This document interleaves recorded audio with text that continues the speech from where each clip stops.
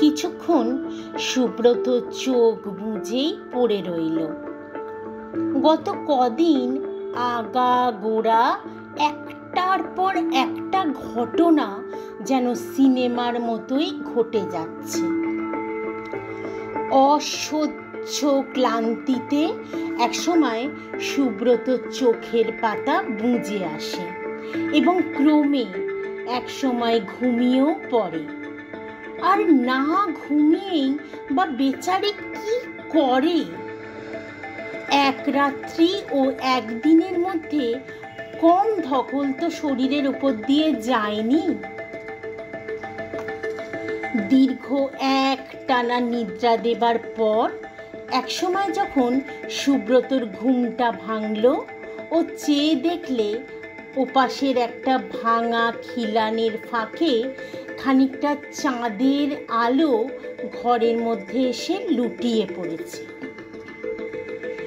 অসহ্য পিপাসায় সুব্রতর গলাটা তখন শুকিয়ে উঠেছে।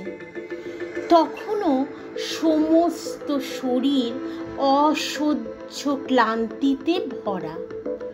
ও আবারও দুই চোখ বুজল, ঘুমিয়ে পড়ল। খুব ভোরে কার মৃদু ডাকে সুব্রতর ঘুম ভেঙে গেল। চোখ মেলে চাইল ও। ভোরের আলোয় ছোট্ট ঘরখানি ভরে গেছে। বেশ শীত শীত করছে বলে সুব্রত গায়ের কাপড়টা ভালো করে একটু টেনে টুনে পাশ ফিরে শোবার চেষ্টা করতেই শুনতে পেল কে যেন বলছে, চা খাবে? আবার সেই কণ্ঠস্বর। ক্লান্ত সুব্রত আবার চোখ মেলে চাইল। চেয়ে দেখলে পূর্ব রাত্রে সেই স্ত্রীলোকটি প্রশ্ন করছে, চা খাবে? চা তা দিন। স্ত্রীলোকটি ঘর হতে বেরিয়ে গেল এবং অল্পক্ষণ বাদেই ফিরে এলো একটা কাপে করে ধুমায়িত চা নিয়ে। সুব্রত খাটিয়ার উপর উঠে বসে হাত বাড়িয়ে স্ত্রীলোকটির হাত থেকে চায়ের গ্লাসটা নিল। চায়ে চুমুক দিতে দিতে সুব্রত একবার ভালো করে স্ত্রীলোকটির মুখের দিকে চাইল। স্ত্রীলোকটির বয়স 40-এর ওপরেই হবে। তার সমস্ত মুখখানি জুড়ে যেন একটা মৃদু স্নেহ কোমল ভাব। সুব্রত সসংকোচে বললে, তো তুমি, আপনি কে? স্ত্রীলোকটি সুব্রতর ভাব দেখে হেসে বললে, আমি? হ্যাঁ। সুব্রত কোনো মতে ঢোক গিলে জবাব দিল, আমি রাজু, রাজেনের মা। রাজু? রাজুকে? রাজু আমার ছেলে। শেষের দিকে স্ত্রীলোকটির চোখের কোল দুটি সহসা কেমন যেন অশ্রুময় হয়ে উঠল। বুঝিবা দুফোঁটা জলও গাল বেয়ে গড়িয়ে পড়ল। সে কে? তাকে তো কই দেখছি না। কাল যে তোমায় নিয়ে এলো এই ঘরে, সেই তো আমার ছেলে রাজু। সকালে বেরিয়ে গেছে, এখনো ফেরেনি। ও, সেই বুঝি আপনার ছেলে রাজু? হ্যাঁ বাবা, সেই আমার ছেলে রাজেন। আজ সে ডাকাত, লোকে তাকে ঘৃণা করে, কিন্তু চিরদিন সে এমন ছিল না। তোমাদের মতোই সে ছিল ভালো। লোকে তাকে কত ভালোবাসতো। আর আজ, বলে স্ত্রীলোকটি ঝড় ঝড় করে কেঁদে ফেললেন। সুব্রত সমগ্র প্রাণটা সহসা কেমন যেন স্নেহাতুর হয়ে উঠল। চা আর তার খাওয়া হলো না।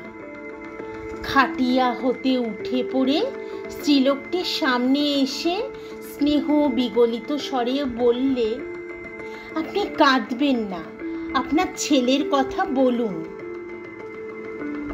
স্ত্রীলোকটি তখন দু হাত দিয়ে সুব্রতর একখানি হাত ধরে অশ্রু ঝরা সুরে বললেন, তুমি তাকে বাঁচাও বাবা। তোমায় দেখে মনে হচ্ছে ভগবান যেন তোমাকে আজ সহসা এখানে পাঠিয়ে দিয়েছেন আমার রাজুকেই বাঁচাতে। সে আমার ছেলে, আমি জানি তার ভিতরে ভালো জিনিসটা আজও নষ্ট হয়ে যায়নি। এখনো যদি সে সুযোগ বা সুবিধা পায় আবার সে ভালো হতে পারবে, আবার লোকে তাকে ভালোবাসবে। মা হয়ে আমি চোখে তার এ অধঃপতন আর দেখতে পারছি না। নিরন্তর চোখের জল ফেলি আর ভগবানকে ডাকি, ভগবান রাজুর আমার সুমতি দাও। এ পাপের পথ থেকে তাকে ফিরিয়ে এনে আমার বুকে তুলে দাও। পথে পথে ছেলের হাত ধরে আমি ভিক্ষা করে জীবিকা ধারণ করব। এতগুলো কথা একসঙ্গে বলে স্ত্রীলোকটি যেন হাঁপাতে লাগলেন। সুব্রত তাকে সান্ত্বনা দিয়ে বলল, আপনি স্থির হন মা, চুপ করুন, আবার সব ঠিক হয়ে যাবে। ভগবান নিশ্চয়ই আপনার কথা শুনবেন। বাবা, তুমি আমার পেটের ছেলের মতো, আমার ওই একটি মাত্রই ছেলে, ওকে তুমি বাঁচাও। এমন সময় বাইরে একটা কর্কশ গলার আহ্বান শোনা গেল, ও মা, মা। ওই বোধহয় আপনার ছেলে রাজেন ফিরে এলো মা, যান তাকে এই ঘরেই ডেকে নিয়ে আসুন, আমি তার সঙ্গে কথা বলবো। কিন্তু রাজুকে আর ডাকতে হলো না, সেই এসে ঘরের মধ্যে প্রবেশ করলো নিজে থেকে। সুব্রত রাজুর দিকে চোখ তুলে চাইল। এই রাজেন, রাজু গত রাত্রে অন্ধকারে ও ভালো করে কিছুই দেখতে পায়নি এবং দেখবার মতো দেহ বা মনের অবস্থাও ছিল না। আজ দিনের আলোয় ভালো করে চেয়ে দেখলে রাজু সুব্রত চাইতে বয়সে 5-6 বছরের বড়ই হবে বলে মনে হয়। নিজের চিরদিন ব্যায়াম করে এসে ব্যায়াম পুষ্ট কারো চেহারা দেখলে সুব্রতর খুবই আনন্দ হয়। সত্যি রাজুর দিকে তাকালে যেন চোখ ফেরানো যায় না। বলিষ্ঠ, উন্নত, লম্বা চেহারা, দেহের প্রতিটি মাংসপেশি সজাগ, গায়ের রং উজ্জ্বল শ্যামবর্ণ, মাথায় লম্বা লম্বা চুল, একটি মলিন খদ্দরের গান্ধী ক্যাপ মাথার উপরে বসানো, গায়ে একটি হাতকাটা পিরান, দুখানা চওড়া পাথরের মতো বুকের পেশি যেন উদ্ধতভাবে ঠেলে উঠেছে। হাতের গুল তো নয়, যেন শাল গাছের গুঁড়ি। সমগ্র দেহ যেন ওর বিপুল শক্তির পরিচয় দেয়। হ্যাঁ, পুরুষ সিংহ বটে। পরিধানে মাল কোচা দিয়ে কাপড় পরা, পায়ে চপ্পল। রাজু আর চোখে একবার সুব্রতর দিকে তাকায়। সুব্রত মুগ্ধ দৃষ্টিতে ওর দিকেই তাকিয়ে থাকে। মনে হচ্ছে ছেলেটা যেন ঠোঁট টিপে হাসছে। সত্যি কি ও হাসছে নাকি? হ্যাঁ, তাই তো, হাসছেই তো, ওর দিকে চেয়েই হাসছে বোধহয়। কেমন একটা বিশ্রী অস্বস্তি বোধ করে রাজু, কিন্তু না, রাজু মনকে শক্ত করে তীক্ষ্ণ দৃষ্টিতে সুব্রতর মুখের দিকে তাকালো। বললে, এই যে বেশ চাঙ্গা হয়ে উঠেছ দেখছি, চা খেয়েছ? মা ওকে চা দিয়েছ? হ্যাঁ, মা মৃদু স্বরে জবাব দেন। একটা কথা মনে রেখো হে, যা চাও সব পাবে, তবে এখান হতে পালাবার চেষ্টা করেছ কি মরেছ? সুব্রত হেসে ফেলে। পালাবো কেন? যতদিন না ছেড়ে দেন এখানেই থাকবো। লোকটা বলে কি? সুব্রতর কথাগুলো রাজু যেন বিশ্বাস করতে পারে না। ফ্যাল ফ্যাল করে চেয়ে থাকে সুব্রতর মুখের দিকে। বিশ্বাস করতে পারছেন না আমার কথা? না? সুব্রত আবার প্রশ্ন করে। রাজু ওর কথার কোনো জবাব দেয় না, আগের মতোই সুব্রতর মুখের দিকে চেয়ে থাকে। হঠাৎ একসময় সুব্রত বলেন, বসুন রাজেন বাবু।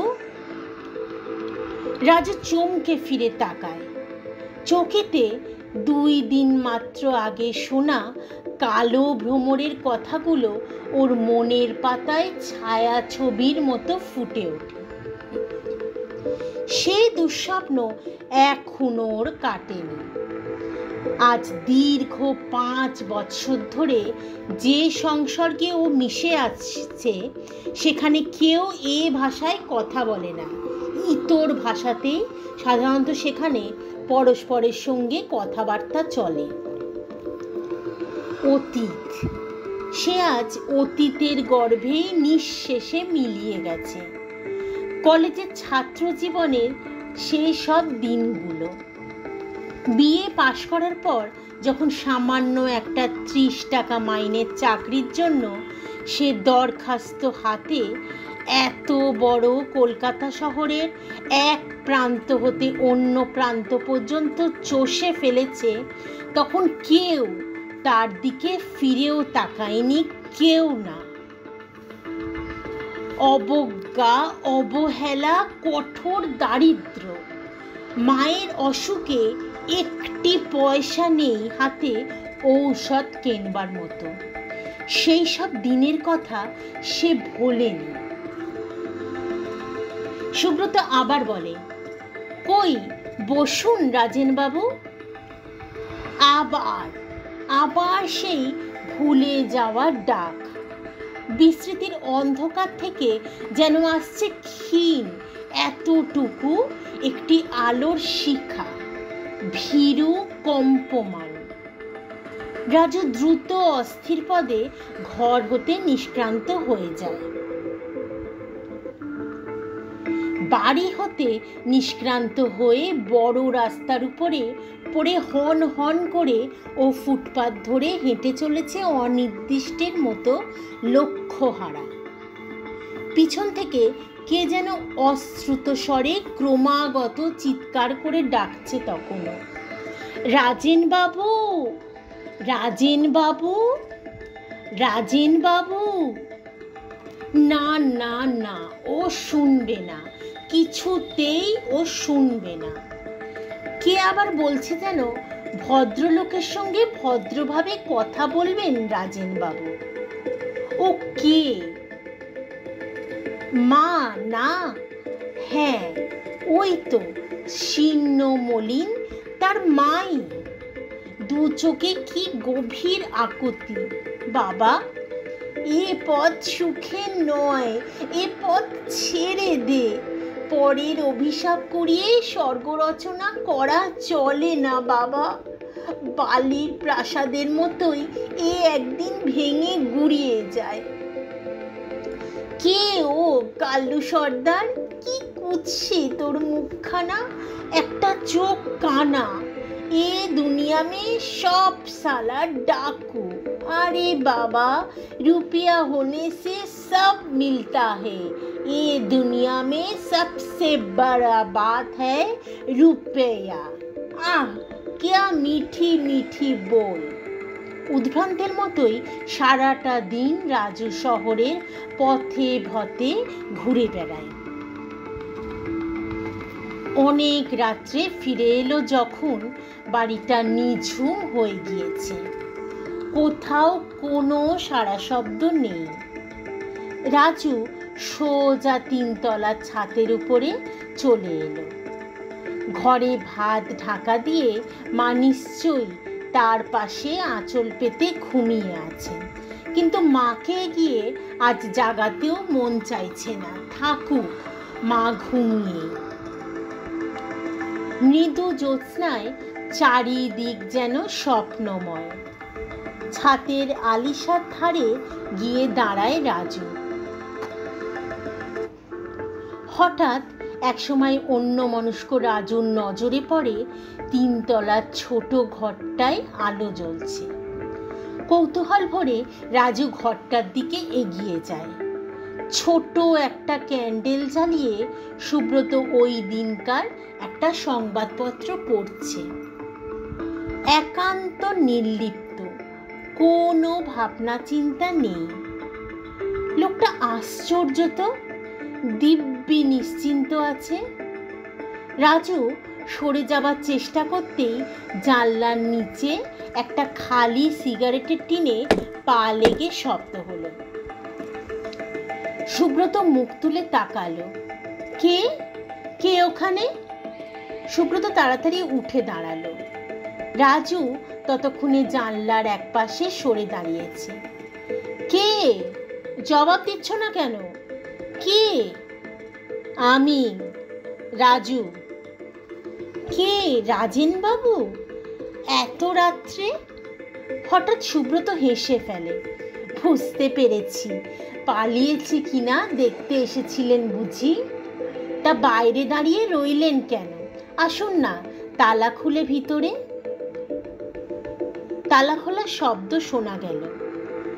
রাজু ঘরের মধ্যে এসে প্রবেশ করল। কোথায় সারাদিন ছিলেন বলুন তো রাজেন বাবু? রাজু কোনো জবাব দিল না। বসুন রাজেন বাবু, বসুন। দাঁড়িয়ে রইলেন কেন? বসুন। সারাটা দিন হেঁটে হেঁটে রাজু অত্যন্ত ক্লান্তি বোধ করছিল। টুলটায় বসে পড়ল। রাজেন বাবু, সত্যি বলছি, আপনি নিশ্চিন্ত থাকতে পারেন, আমি পালাবো না, ওয়ার্ড অফ অনার দিচ্ছি। কিন্তু যাক সে কথা, আপনার সঙ্গে আমার কয়েকটা কথা আছে। হয়তো আমার কথাগুলো শুনতে আপনার ভালো লাগবে না, কিন্তু আজ সারাটা দিন কেবল আপনার কথাই ভেবেছি, আর আপনার মায়ের কথা ভেবেছি। রাজু কোনো জবাব দেয় না। সুব্রত আবার বলতে শুরু করে। কেন ভেবেছি জানেন? যে পথে আজ আপনি চলেছেন, ও আজ যে কাজ আপনি করেছেন, এ তো আপনার কাজ নয়। আপনি ভদ্রলোকের ছেলে, শিক্ষিত, এই কি আপনার পথ? এতক্ষণে মৃদু স্বরে রাজু জবাব দেয়। থাক থাক, হিতোপদেশ আর আমার ভালো লাগে না, ওতে পেটও ভরে না। পেটে ভাত থাকলে ওসব শোনাও যায়, বলাও যায়, আর ভালোও লাগে, বুঝলেন মশাই? এ পথ আমি সহজে ধরিনি। একদিন নয়, দুদিন নয়, দিনের পর দিন, মাসের পর মাস দারুণ ক্ষুধায় আঁচলা ভরে শুধু কলের জল খেয়ে ক্ষুধার উপশম করেছি। কেউ একটিবার ফিরেও চায়নি। এক মুঠো ভাত দিয়ে কেউ উপকার করেনি। রাত্রিতে একটু শোয়ার ঠাঁই মেলেনি। রাস্তায় ফুটপাতে রাতের পর রাত কেটে গেছে। দিচ্ছেন তো খুব হিতোপদেশ, কিন্তু ভাবতে পারেন এসব? জানেন সে কি কষ্ট? চোর ডাকাত আমি নিজে হইনি, চোর খুনে আমি চিরদিন ছিলাম না। ভদ্রভাবে চেয়ে যখন কিছুই মিলল না, তখনই শুধু বাধ্য হয়ে এই পথ আমায় বেছে নিতে হয়েছে। তাই প্রতিজ্ঞা করেছি, যারা আমার আজকে এই দশার জন্য দায়ী, যারা আমায় আজ মানুষ থেকে ভূতে গড়ে তুলেছে, যারা আমায় ক্ষুধার অন্ন, তৃষ্ণার জল, মাথার আচ্ছাদন কেড়ে নিলে, তাদের বুকে ছুরি মেরে এর প্রতিশোধ নেব। রাজুর দুই চোখ দিয়ে যেন আগুন ছুটতে লাগলো। সুব্রত উঠে এসে রাজুর প্রশস্ত পেশিবহুল দুই কাঁধের ওপর হাত রেখে স্নিগ্ধ স্বরে বললে, কুকুরে কামড়েছে বলে কি আপনিও কুকুরকে ফিরে কামড়াবেন রাজেন বাবু? তবে আপনার সঙ্গে আর একটা বনের পশুর কি তফাৎ রইল? মানুষ হিসাবে আপনার সংযম, আপনার ক্ষমা, আপনার স্নেহ, আপনার ভালোবাসা, এসব ভুলে কোথায় ছুটে চলেছেন আপনি? কোন ধ্বংসের পথে? একটি বারও সে কথা ভেবে দেখেছেন কি আপনি? একবারও ভেবে দেখেছেন কি আপনি আপনার মায়ের কথা? একে প্রতিশোধ নেওয়া বলে না রাজেন বাবু, এর নাম কি প্রতিশোধ? নিজের ঘরে আগুন দিয়ে কার ক্ষতি আপনি করছেন? পুড়ে মরবেন আপনি, সমাজ নয়, দেশের লোকও নয়। সর্বদা সংশয়, সর্বদা পীড়া, এর নাম কি শান্তি? এর নাম কি স্বস্তি? না না, চুপ করে থাকলে চলবে না, জবাব দিন। ভালো লাগে না, আর এসব শুনতে ভালো লাগে না, থামুন। সারমন অন দ্য মাউন্ট অনেক শুনেছি। না না, তা বললে চলবে না, আপনাকে মানতেই হবে। এ ভুল, এ অন্যায়। শুনুন রাজেন বাবু, অর্থের অভাব আমার নেই, অথচ সংসারে আমি একা। আমার যদি দুমুঠো আহার জোটে, তাহলে সেই সঙ্গে আপনারও জুটবে। শৈশবে মাকে হারিয়ে মা কেমন তা জানিনি। আপনার মাকে আমি মা বলে ডেকেছি। অনেক কথা তার সঙ্গে আমার হয়েছে। এ পথে আপনাকে ছাড়তেই হবে। আপনাকে আমি ভাই বলে শপথ গ্রহণ করেছি। রাজু এবারে হো হো করে হেসে ওঠে। হা হা হা হা হা, মতলবখানা নেহাত মন্দ ঠাওরানি হে, কিন্তু ওতে ভবি ভোলবার নয়। রাজুর চোখে ধুলো দেওয়া অত সহজ নয়। রাজু দস্যু হতে পারে, কথার খেলাফ করেনি আজ পর্যন্ত। মরদ কা বাত, হাতি কা দাঁত।